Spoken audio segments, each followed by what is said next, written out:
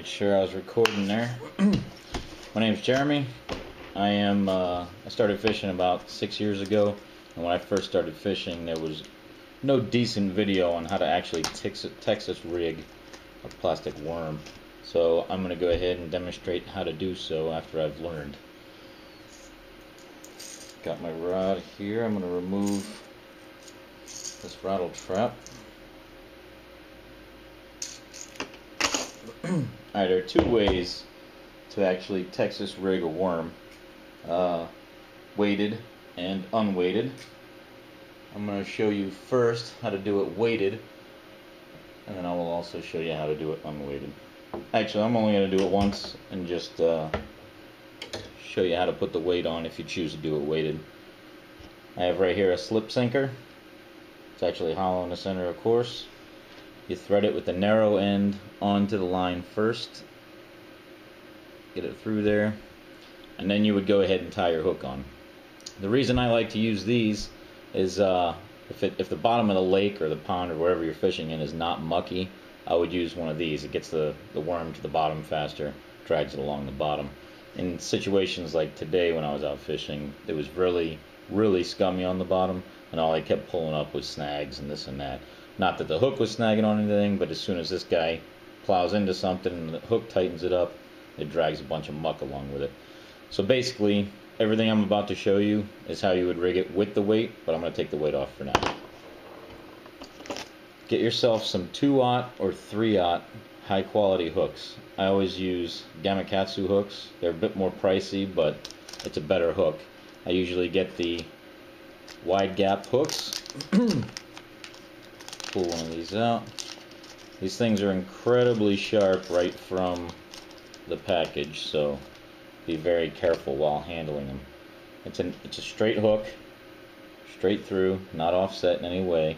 The eye is open at the end, so it's not a sealed eye, but they crimp it down pretty tight. And of course you have your little worm holder here. So you thread your line through. I always go through from the hooks, the open side.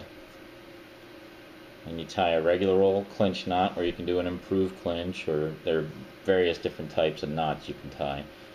Take the tag end, bring it around once, and you wrap it around 6 or 7 times. 2, 3, 4, 5, 6, 7.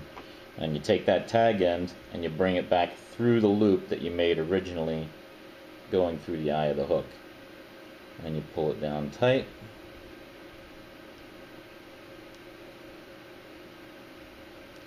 Sometimes I use my nail to work the knot along. Make sure you got a nice tight knot. And then use a pair of clippers or whatever you got to cut off the tag end. So now you got your actual wide gap hook on your line. The types of worms that I use,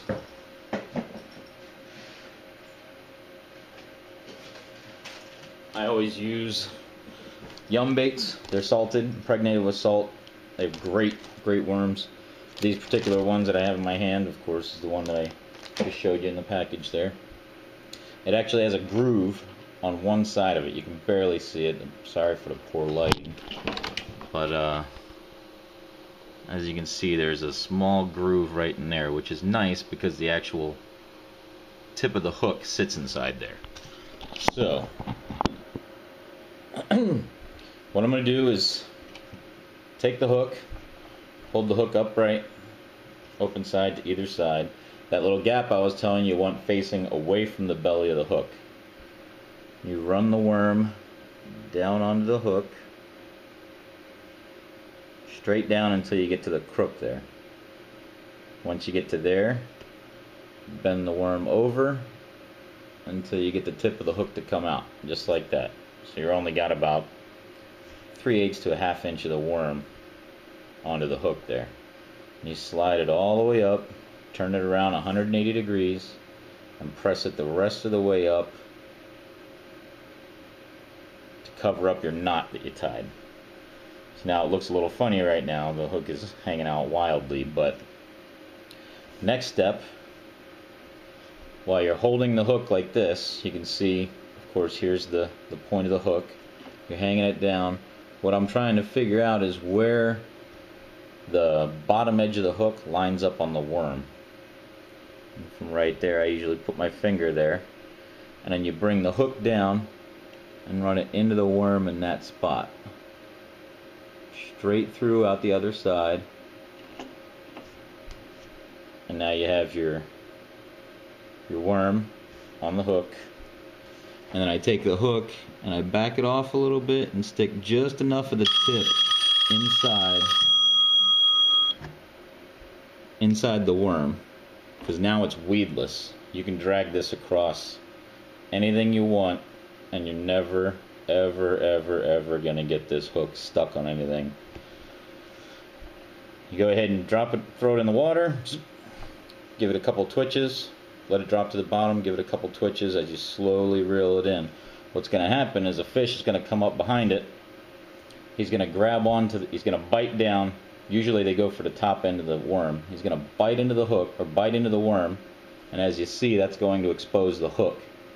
Now he's usually going to swim off with it, and once you feel him pulling, yank, set the hook. Usually the worm will slide up almost all the way off the hook, and usually it'll end up somewhere further up your line, and the fish will be hanging, of course, from your hook.